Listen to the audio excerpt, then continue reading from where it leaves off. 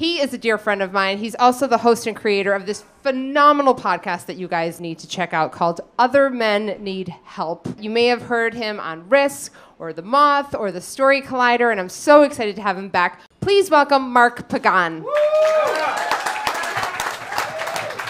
In my experience, in my life experience, I found that old men from foreign countries love to talk to me. And I've tried to figure out what it is, and I think it's because I look like 72% of the world's population. They see me, they're like, he's short, and he's dark, and he probably has my worldview. And it's fine, it's usually fine. A few weeks ago, I was at the deli, and the cashier, I'm getting my bananas, and he goes, "Where you from?" And I said, "Oh, I'm Latino." And he goes, "No." I'm like, "Oh, okay." He goes, "I'm from Yemen. We are brothers." I'm like, okay, that's great. So I have this global fraternity of swarthy men. And years ago, I was on the F train, and I was just minding my own business, doors open, and Mr. Ellis Island gets on. And he's got like this linen suit and this mustache that's very mid-century but is very hip now. And he just has like the look of hope in his eyes. The train is empty. What happens? He sits right next to me. And he's Slavic. And he just goes into mid-conversation. I let him go. Like, we go on long enough that he gets to a joke. And finally, I'm like, "Look, I speak English." He goes, oh. He goes, train Manhattan. And I say, "Yeah, this is going to Manhattan." And I go back to what I'm doing. And what I was doing was lap reading. And that is when I'm reading something that I'm embarrassed about in public, so I keep it on my lap so nobody can see what the cover is. I know a lot of you are guilty of it as well. And he does what all of us lap readers are most fearful of. He lifts the cover to see what I'm reading. And he says, soar, like an eagle. And it's true, that was the name, S-O-A-R, soar. And I'm afraid that the next step is that he's going to want to practice his English, and I'm going to have to tell him what this book is. I'm like, "Yes, SOAR, the breakthrough treatment for fear of flying." I'm very afraid of flying. I have a phobia of it. And he's going to say, a train, book, pussy. And I'll say, "Well, you're getting that English down pretty good." But that doesn't happen. We get to a few stops later, he gets off, and he tips his fedora, and he says, soar.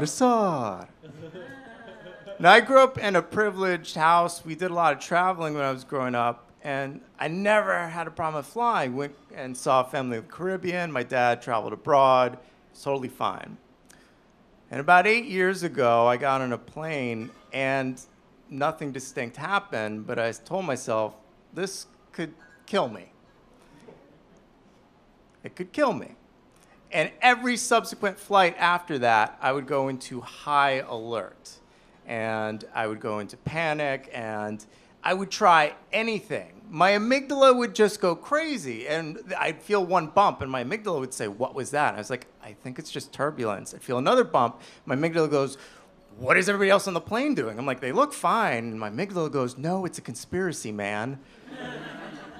Third, fourth bump, and I just needed to find a way to escape. And I was trying everything. I tried Xanax and mindfulness. I'd even do the thing where I stayed up the night before thinking that, I'll just pass out when I get on the plane. But it was just panic with a lot of yawning. And so I went searching for an answer, and I found this book. And there was a technique that seemed to work for a lot of people, and it was called empathic attunement. So we all have an anti-anxiety hormone called oxytocin, and it prevents the release of other stress hormones. And oxytocin happens in joyful moments. It happens during sex and foreplay, a mother breastfeeding. It happens maybe during your wedding or maybe during your divorce, depending on who you are. But it helps us maintain a sense of calm. And what this technique teaches you is you take these triggers, so whether it's turbulence, whether you think the plane is going to get hijacked, whether it's just going to the fucking airport, and you take an empathic moment from your life. You take a memory and you overlay it with those triggers so that by the time you get on the plane, you're going to be chill as hell. And I'm very skeptical of this. And I'm a 30-something male. So I'm having a really hard time with this because the only empathic moments are with ex-girlfriends. I'm like, God damn it, that's all I have? That's all I have in my life? And all of a sudden, Mr. Ellis Island shows up in my head going, soar, soar. And it's like Obi-Wan going, dig deeper, dig deeper.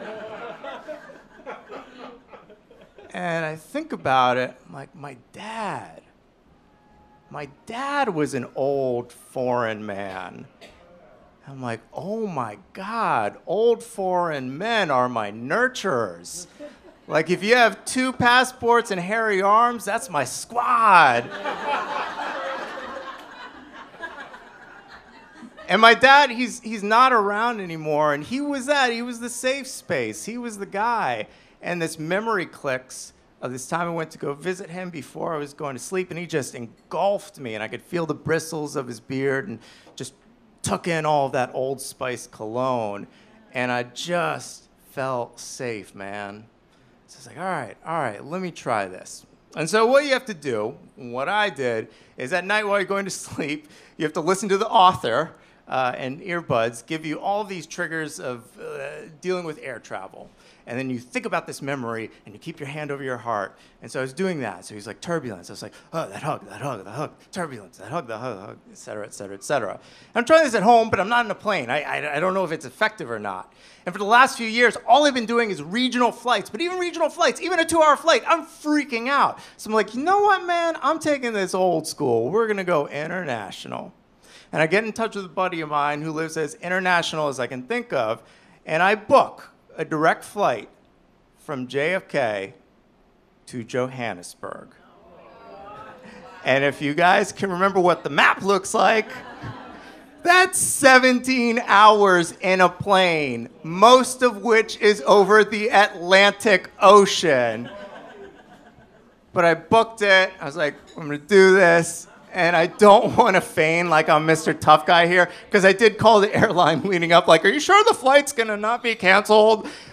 Just trying anything. And meanwhile, old world guys showing up going, just get on the fucking plane, get on the fucking plane, so.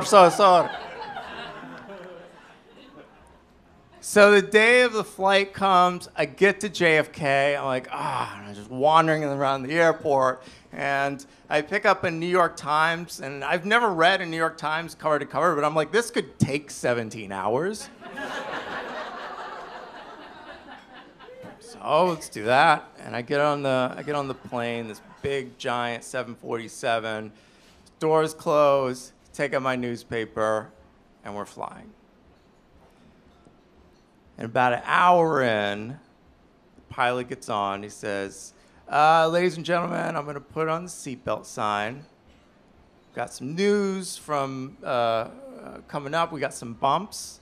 So why don't you stay in your seats till we get through this patch of bad air, and then we'll turn it off. And my amygdala does what it usually does, and it goes, what the fuck does that mean? And I go, hug, hug, hug, hug, hug, hug. And the first bump hits, and it's a monster.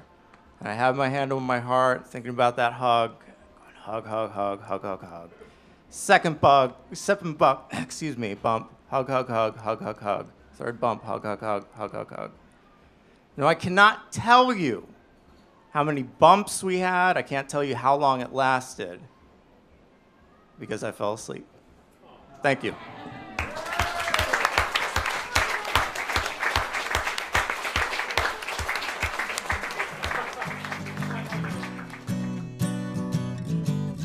Yum's the word